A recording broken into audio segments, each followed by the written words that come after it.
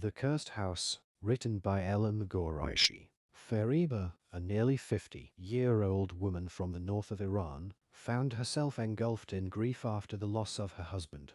Her daughter, a student in Tehran, suggested a change of scenery might help.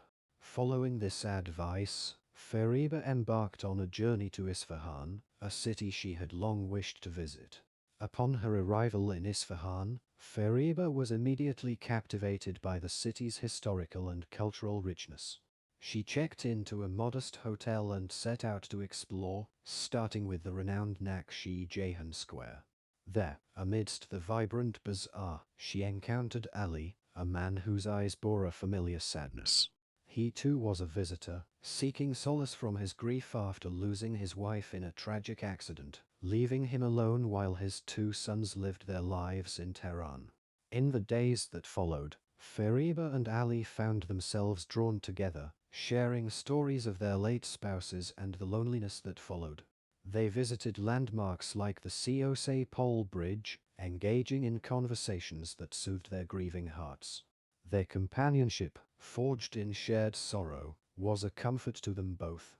As they delved into their cultural heritage, discussing family values and traditions, they found joy in simple pleasures, the aroma of Persian tea, the beauty of mosque architecture, and the melodies of Iranian music.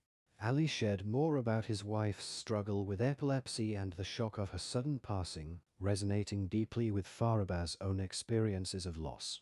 But as their time in Isfahan neared its end, Fariba faced a dilemma.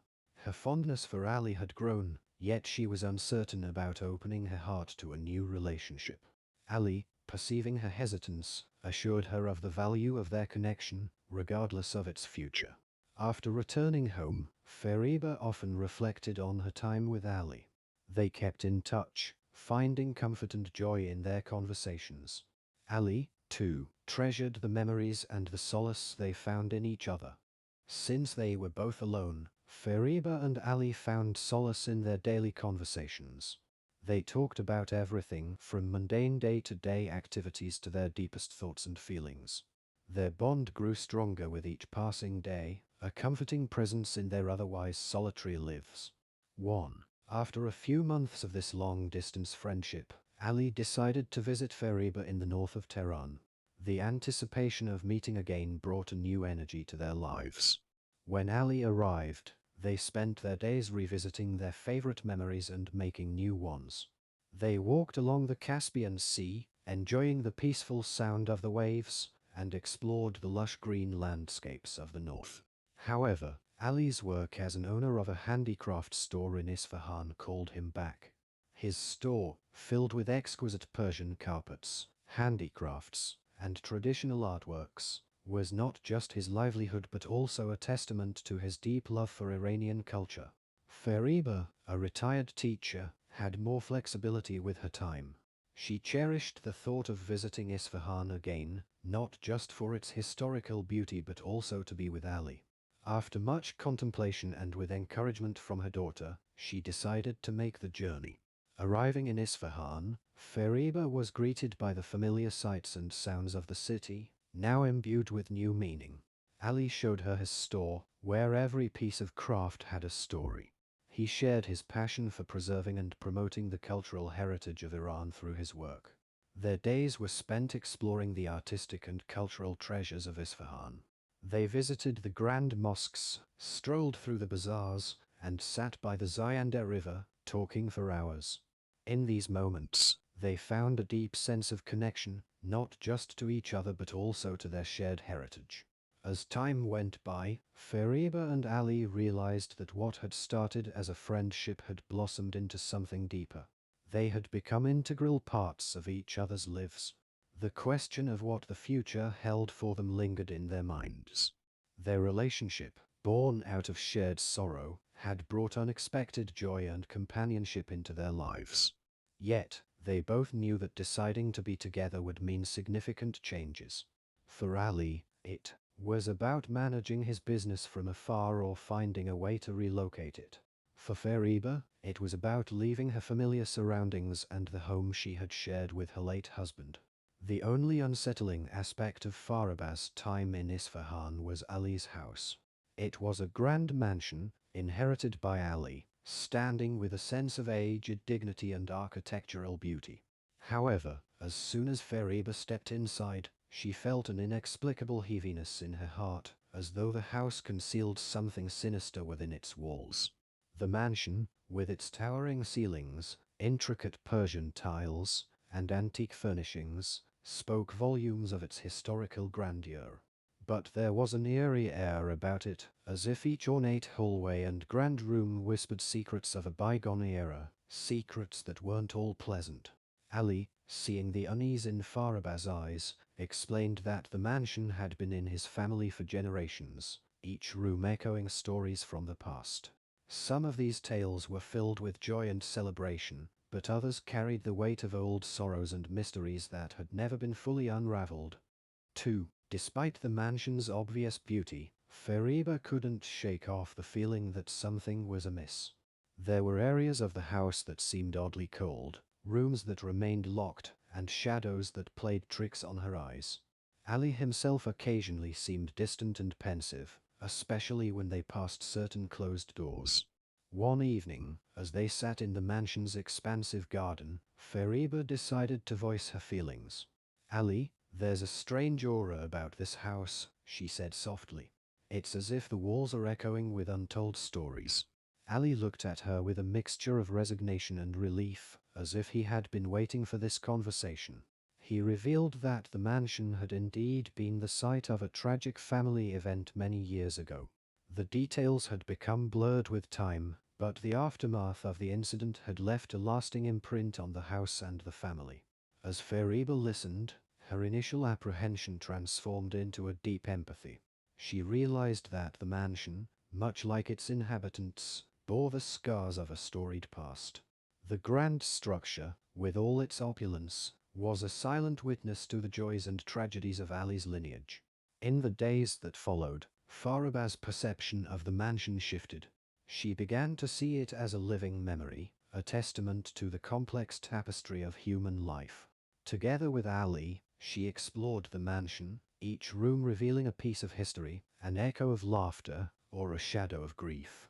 This exploration brought them closer, binding their stories with the history of the mansion. The house, once a source of unease for Fariba, gradually became a sanctuary where new memories were being woven into the fabric of the old. Their journey through the mansion's past was not just about uncovering hidden truths, it was also about healing and acceptance. As they unraveled the layers of history within its walls, Fariba and Ali found themselves envisioning a future together, one where the echoes of the past harmonized with the melody of their present. The mansion, with all its mysteries and memories, became a symbol of their journey, a journey of finding love and hope in the unlikeliest of places and learning that even the heaviest of hearts can find solace and joy again. After a few months of deepening their relationship, Fariba and Ali decided to get married. The decision was a beacon of new beginnings for both. Fariba sold her large villa in the north of Iran, dividing the proceeds between her daughter Shima and the rest invested in gold, which she kept safely in the house. However, after the marriage, the mansion began to feel more ominous to Fariba. When alone in the house, she felt as if she was seeing apparitions, shadows flickering at the corners of her eyes. Ali had mentioned past tragedies, but the details were always murky, adding to the sense of mystery and unease. 3. The neighbors, too, seemed to carry a wariness about them. They were reluctant to engage with Fariba, often averting their gaze or hurrying away when she approached. This only fueled her curiosity and concern. One night, under Farabaz's persistent questioning, Ali finally revealed the grim history of the mansion. His father, he explained with a heavy heart, had been plagued by mental illness. In a tragic turn of events, he had ended the lives of his entire family within these walls before taking his own life. Ali, who was away in another city joining the army at the time, was the sole survivor. The reason behind the tragedy remained a dark, unresolved mystery. This revelation sent chills down Farabaz's spine. The mansion, which once symbolized a historical legacy, now felt like a mausoleum of unspeakable sorrow. She urged Ali to consider selling the house and moving away. The memories and the heavy atmosphere of the mansion were becoming unbearable for her. But Ali was adamant. The legacy of the father must be preserved by the hands of the son, he declared. For him, the mansion was not just a building, it was a part of his identity, a connection to his past, however painful it might be. This difference in perspective created a rift between Fariba and Ali. Fariba, who had sought solace and a new beginning, found herself in a place haunted by the ghosts of a tragic past. Ali, on the other hand, saw the mansion as a solemn duty to his lineage, a responsibility he was not ready to relinquish. The tension between preserving the past and embracing the future became a central conflict in their marriage. Fariba, feeling increasingly isolated and troubled by the heavy aura of the house, struggled to find peace. Ali, torn between his love for Fariba and his attachment to the mansion, found himself at a crossroads.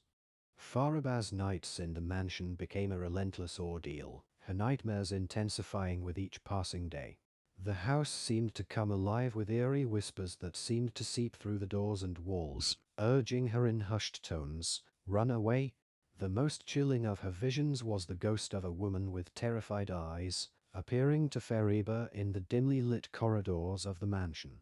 This apparition, with an expression of sheer horror, seemed to silently plead for help or perhaps warn Fariba of an unseen danger. During the day, the mansion's garden, which once held a serene beauty, became a source of dread. The pond, surrounded by weeping willows, echoed with the harrowing screams of children, sounds so vivid and distressing that Fariba would rush outside, only to find the garden empty and silent. The house's mirrors, once reflecting the grandeur of the mansion, began to reveal haunting images to Fariba. In these reflections, she saw the faces of women with hollow eye sockets, their gazes empty yet piercing, as if they were trapped within the mirrors, forever bound to the mansion. 4. Ali, deeply concerned about Fariba's well-being, struggled to reconcile the woman he loved with her growing dread of the mansion. He couldn't see or hear what Fariba experienced, which only added to the complexity of their situation. Ali started to wonder if the stress of the new environment and the mansion's grim history were taking a psychological toll on Fariba. Fariba, feeling increasingly isolated in her experiences, found it hard to articulate the depth of her terror. The mansion, with its oppressive atmosphere and spectral presences, seemed intent on driving her to the brink of despair. The home that was meant to be a haven for their shared life was turning into a labyrinth of fear and mystery. On a bleak autumn afternoon, a distressed Ali arrived at the local police station in Isfahan. With a voice tinged with worry, he reported that his wife, Fariba, had been missing for 2 days. He explained that Fariba's recent behavior had been unusual, filled with anxiety and fear, but her disappearance was completely out of character. The police, taking the matter seriously, added Fariba's name to the missing persons list and commenced an investigation. Attempts to trace her mobile phone led nowhere, as it was turned off, and none of the locals or acquaintances had seen her since the day she vanished. Fariba's daughter, Shima, upon hearing the distressing news, hurriedly traveled to Isfahan. In a state of panic and confusion, she met with the police, insisting that her mother had never done anything like this before and that something sinister must have happened. As the days turned into weeks with no sign of Fariba, the mystery deepened.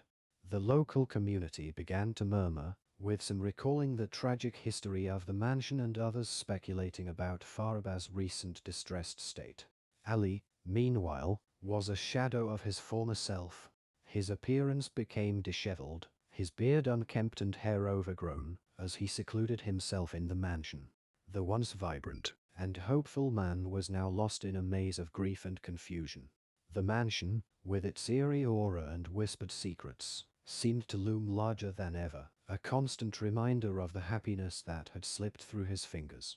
The police, despite their efforts, found no leads. Fariba had vanished without a trace, leaving behind a trail of unanswered questions and a heartbroken family. Shima, struggling to cope with her mother's disappearance, began her own inquiries, reaching out to anyone who might have seen Fariba or noticed anything unusual. While Ali succumbed to his despair, Shima's insistence led the police to intensify their investigation. They scrutinized Fariba's bank account, noting that no money had been withdrawn and there were no indications of any travel or ticket purchases. This suggested that Fariba had not planned a trip, deepening the mystery of her sudden disappearance. Fariba's mobile phone, which had been turned off since her disappearance, offered no leads. In a bid to gather more clues, the police decided to check the connection of Fariba's phone to the internet. This line of inquiry led to a peculiar discovery. The last time Fariba's phone had connected to the internet was through a cable that reached the Emirate 11 days 5 after she had vanished. This unexpected connection to a distant location baffled the investigators and cast a shadow of suspicion over the entire case. The focus of the investigation shifted, with the police growing increasingly suspicious of Ali. Despite his apparent state of grief, they couldn't overlook the possibility of his involvement, especially with the new evidence suggesting a more complex scenario than initially thought. With these suspicions in mind, the police decided to conduct a thorough search of the mansion. They hoped to find any evidence that might shed light on Fariba's disappearance, or at least explain the mysterious internet connection. The search of the mansion was exhaustive. The police meticulously combed through each room, examining the antique furniture, the shadowy corners, and even the sealed rooms that Fariba had found so unsettling. They also explored the grounds of the mansion, searching for any hidden areas or clues that might have been overlooked. Shima watched the investigation unfold with a mix of hope and trepidation. The mansion, with its tragic past and dark ambience, seemed to loom larger than ever. She couldn't shake the feeling that the house itself was a key to understanding her mother's disappearance. As the months wore on, the police investigation into Fariba's disappearance seemed to stall, leading nowhere. In a move that reflected a grim acceptance, Ali handed over the gold Fariba had stored in the house safe to Shima, her daughter. It was as if the hope of finding Fariba alive was fading away. Then, one spring day, a call from a neighbor to the municipality changed everything. The neighbor complained about a foul smell emanating from the well at Ali's house, suggesting it might need to be emptied. In old city houses with antiquated sewage systems, such maintenance was not uncommon. However, Ali vehemently opposed this, insisting that there was no need to empty the well. Ali's resistance, coupled with the persistent complaints from the neighbors, reignited the police's suspicion towards him. Deciding to investigate further, they conducted a more thorough search of Ali's house. This time, their efforts led to a harrowing discovery. Buried under the ground near the house's old water tank, the police found the decomposing body of a woman. It was unmistakably Fariba. When the police apprehended Ali on charges of murder, he became frantic, repeatedly uttering a phrase that seemed almost like a mantra to him: "The legacy of the father must be preserved for his sons." Following the chilling discovery of Fariba's murder, presumably by Ali, the police began to scrutinize the previously unexamined death of Ali's former wife, Maryam. Originally deemed the result of an epileptic seizure, this verdict was now cast in doubt. Significant time had elapsed since Maryam's passing, rendering the exhumation of her remains impractical. However, a critical piece of evidence emerged from Maryam's will, in 6, which she had bequeathed a part of her brain to the University of Medical Sciences for epilepsy research. This bequest offered an unexpected opportunity for investigation. Upon analysis of Maryam's brain tissue, forensic experts uncovered that cerebral hypoxia, a deprivation of oxygen to the brain, was the actual cause of death. This oxygen starvation had occurred roughly 35 minutes before her death, suggesting a possibility more ominous than previously believed. The likelihood that Maryam's demise, similar to Fariba's, was a calculated murder loomed large. Shocked by these revelations, Ali's sons visited him in prison, seeking answers. Confronted with their questioning gazes, they finally mustered the courage to ask their father the harrowing question, why? Ali's response was a haunting echo of his earlier justifications, a cryptic and unsettling declaration: the inheritance of the father must be passed on to his sons. The end. Elham Ghoreishi. If you enjoyed the video, please remember to like, subscribe, and drop us a message.